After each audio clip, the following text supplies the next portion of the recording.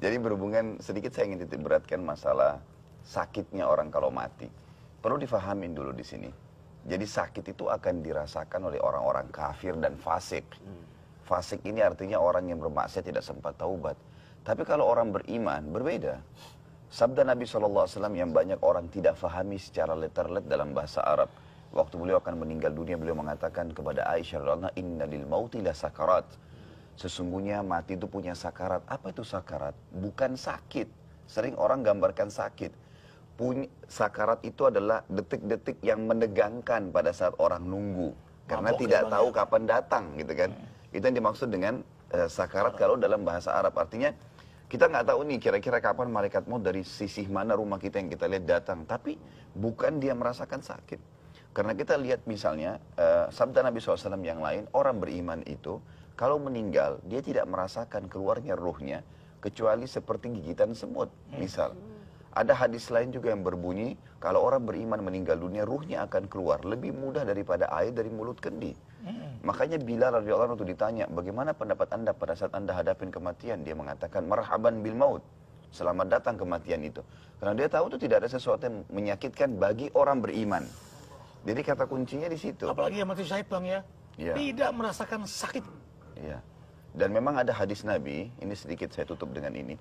Hadis Nabi SAW ini pernah beliau mengatakan siapa yang rindu bertemu dengan Allah, Allah akan rindu bertemu dengannya. Dan siapa yang benci bertemu dengan Allah, Allah akan benci bertemu dengannya.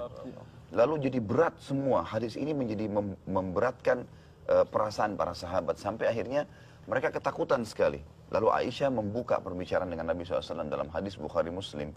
Ya Rasulullah, siapa di antara kami yang tidak takut mati? Siapa di antara kami yang tidak takut mati? Apakah berarti kalau kami takut mati, itu berarti kami benci bertemu dengan Allah? Lalu Nabi SAW berikan jawaban berita gembira buat kita. Beliau mengatakan bukan begitu, hai Aisyah.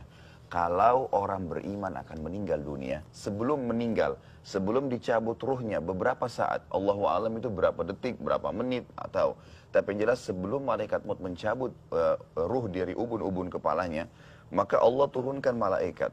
Tadi ayat yang dibaca oleh Ustaz Arifin masalah tatanazzal alaihimul malaika, turun kepada mereka malaikat. Ini bukan malaikat maut, tapi malaikat-malaikat yang membawa berita gembira sebelum dia meninggal.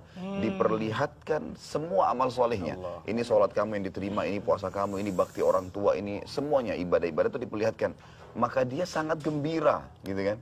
Pada saat itu malaikat maut datang mencabut ruhnya, sehingga dia tidak peduli lagi dengan masalah ruh keluar. Didahului oleh malaikat busra. Ya, malaikat itu turun membawa berita gembira. Ini sabda Nabi SAW. Maka dia sangat rindu bertemu dengan Allah karena ingin mendapatkan apa yang Allah janjikan. Maka jadi kecil masalah ruh itu keluar gitu kan bagi dia. Maka Allah pun rindu bertemu dengannya. Tapi sebaliknya kalau orang fasik, Muslim tapi banyak maksiat dan orang kafir, kasuistiknya adalah dia akan diperlihatkan amal-amal buruknya. Ini zina kamu, ini bohong kamu, ini riba kamu, semua diperlihatkan. Dan dia tahu ancamannya apa, hukumannya apa. Maka dia pun ketakutan. Maka dia benci bertemu dengan Allah, Allah juga benci bertemu dengannya. Makanya dia rasakan sakitnya maut itu. Karena diikuti dengan ketakutan-ketakutan. Man kana yarju liqa rabbih falyamal amalan salihah wala yusyrik bi ibadati rabbih ahada. Barang siapa yang ingin berjumpa dengan Allah, maka hendaklah ia banyak beribadah, beramal saleh, mulia akhlaknya, disibukkan dalam perbaikan kebaikan dan jangan sekali-kali syirik kepada Allah.